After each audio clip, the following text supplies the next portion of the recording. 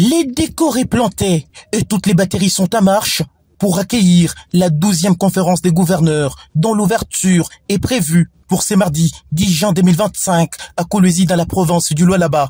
Sur les plans sécuritaires, un conseil spécial élargi de sécurité présidé par les vice-premiers ministres, ministre de l'Intérieur, Jacquemaine Chabani-Loukou, dans la grande salle de l'hôtel du gouvernement provincial, a réuni plusieurs responsables du secteur dont la gouverneure de province, Fifi Masuka Saini, ce dimanche 8 juin 2025.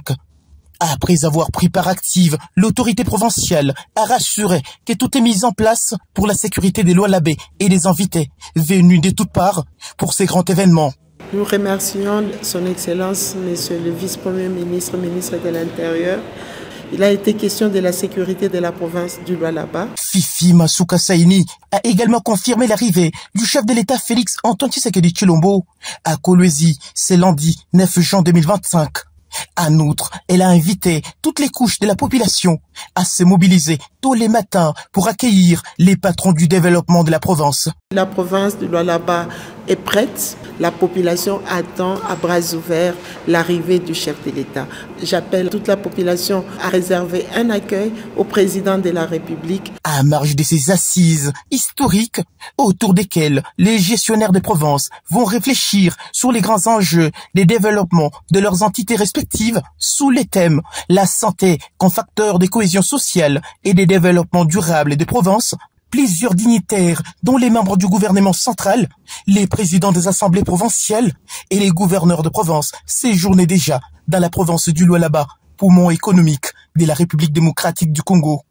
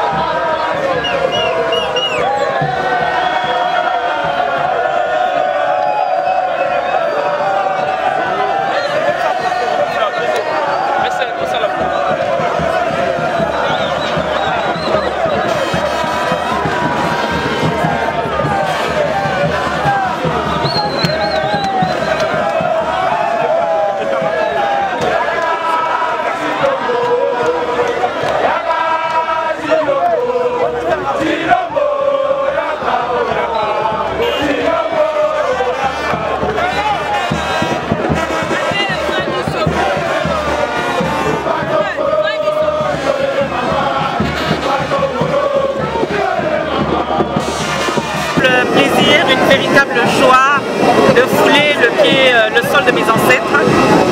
Je suis très honorée, l'accueil est chaleureux, comme on dit Nico Kwetu, et c'est moi qui vais dire caribou à tous les gouverneurs. Et je voudrais que ce moment soit un moment d'échange, mais aussi un moment où nous allons lancer un appel fort d'unité, de cohésion nationale autour du président de la République.